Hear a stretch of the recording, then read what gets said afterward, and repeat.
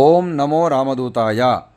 మనము పురాణాల్లో తరచూ వినిపించేటువంటి యక్షులు అనేటువంటి పేరు గురించి తెలుసుకునేటువంటి ప్రయత్నం చేద్దాం. అసలు వారు ఎవరు? వారు దేవతల, రాక్షసుల, గంధర్వుల? ఎందుకు వారు సంపదలకి కాపలాదారులుగా ప్రసిద్ధి చెందారు అనేటువంటి విషయాన్ని, వారి జననము, వారి శక్తులు, వారి నివాసం గురించి ఈ వీడియోలో తెలుసుకుందాం. యక్షులు ప్రకృతి సంపదలు, భూగర్భ నిధులు, రత్నాలు, బంగారము, అడవులు, పర్వతాలు, సరస్సులు వంటి సంపదలని సంరక్షించేటువంటి దివ్య జీవులు.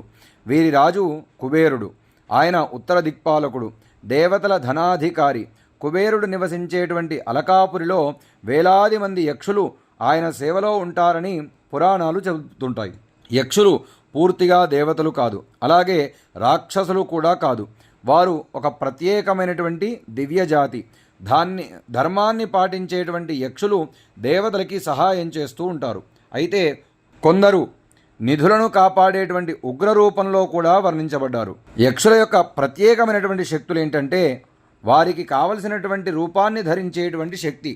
వీరికి అనేక దివ్య శక్తులున్నాయి. ఆ రూపాలు ఏమిటి అంటే, అదృశ్యమయ్యేటువంటి శక్తి, ఆకాశంలో కూడా సంచరించేటువంటి శక్తి, అపారమైనటువంటి బలము, భూగర్భ నిధులని సంరక్షించేటువంటి సామర్థ్యము. అందుకే అనేక దేవాలయాలలో, పురాతన గుహలలో, పవిత్ర ప్రాంతాలలో యక్షుల విగ్రహాలు మనకు కనబడుతూ ఉంటాయి. వారు ఆ ప్రాంతాలను రక్షించేటువంటి దివ్య శక్తులుగా భావించబడతారు. పాండవులు అరణ్యంలో ఉన్నప్పుడు ఒక సరస్సును కాపాడుతున్నటువంటి యక్షుడు ముందుగా తన ప్రశ్నలకు సమాధానం చెప్పాలని హెచ్చరిస్తూ ఉంటాడు.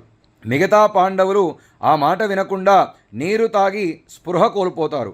చివరగా యుధిష్ఠిరుడు యక్షుడు అడిగినటువంటి ధర్మ ప్రశ్నలకు సరైన సమాధానాలు చెప్పడంతో యక్షుడు సంతోషించి ఆయన సోదరులను తిరిగి బ్రతికిస్తాడు.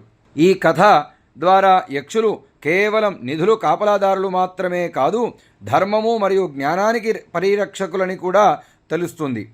యక్షులు అంటే కేవలం పురాణాల్లో కనిపించేటువంటి వింత జీవులు కాదు, సంపద, ప్రకృతి, ధర్మము, జ్ఞానము వంటి విలువలను సంరక్షించేటువంటి దివ్య శక్తులకి ప్రతీకగా మన సంప్రదాయం వారిని వర్ణించింది అనేటువంటి విషయాన్ని తెలియజేస్తూ ఓం నమో రామదూతాయ.